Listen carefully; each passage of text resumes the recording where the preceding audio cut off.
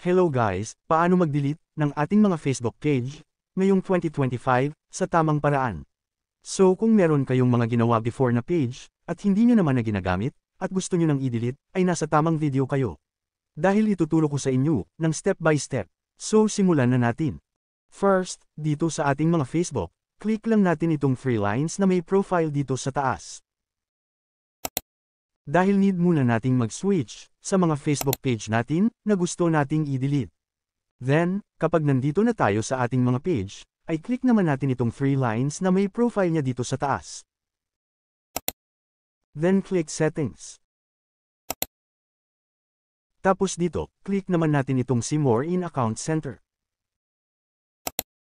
Then click Personal Details. Tapos dito, click naman natin itong Account Ownership and Control. At ayan, makikita na natin dito, itong Deactivation or Deletion. So eto na yung kailangan nating i-click.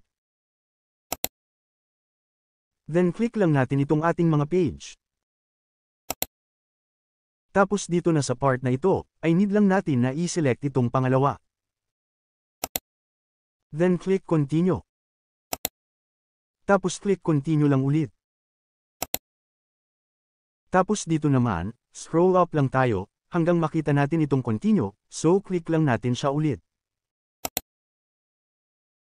At ayan, need lang natin na ilagay yung ating mga Facebook password. Then kapag nailagay na natin, ay click na natin itong Continue. Then ayan, makikita na natin dito, itong options na Delete Profile. So once na click na natin ito, automatic, madi-delete na itong ating mga Facebook page.